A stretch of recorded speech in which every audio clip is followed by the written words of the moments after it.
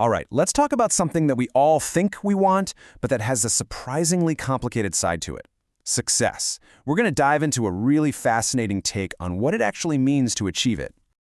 So right off the bat, we get this really powerful quote from the basic text. It says, any form of success was strange and frightening. Now think about that for a second. We're all supposed to be chasing success, right? So why on earth would it feel strange or even scary? That's the big question we're going to unpack together today. So yeah, that leads us right into this whole idea of a strange fear. It's a feeling that just seems to go against everything we're taught to want. Let's just ask it straight up. Why can success be frightening? You know, if you've ever hit a major goal and instead of pure joy, you felt, I don't know, a little weird, a little anxious, you know exactly what this is about. It's not about being ungrateful. It's something way, way deeper that's tied to our past. So, to really get why we'd fear success, we have to look at the soil that fear grew in. This part is called accustomed to failure, and man, it really gets to the heart of it. You see, for so many of us, failure wasn't just something that happened now and then.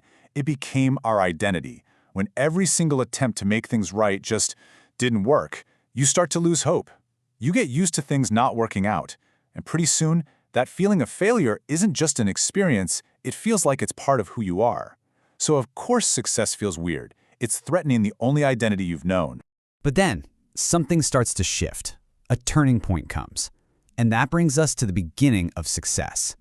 This is where that old, familiar identity really starts to crumble. And wow, this slide just lays it all out, doesn't it? Look at that contrast.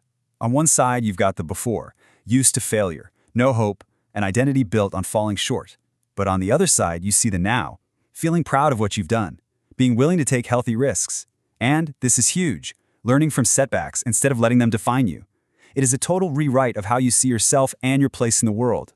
But here's the catch. This big change doesn't just happen on its own. It's something you actually have to learn how to do.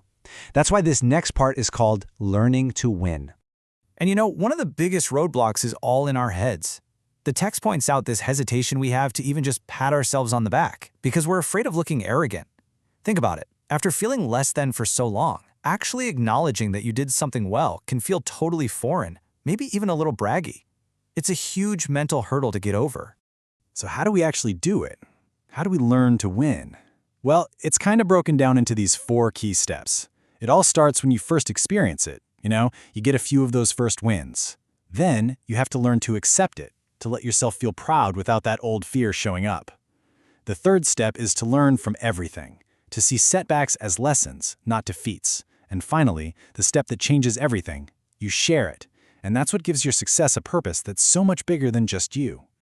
And that final step, sharing, is so important that it brings us to our last big idea here, the power of sharing. This is where a personal win becomes something so much more. Which makes you wonder, right? What's the real point of our success anyway? Is it just for us? Is it about hitting our own goals and that's it? Well, the text suggests there's a much bigger, more meaningful answer. And the answer we get is just, wow. The purpose is to lay the foundation for those who follow our path. Just let that sink in.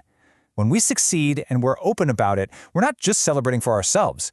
We are literally building a road, showing other people who are where we used to be that change is real. It's possible for them too.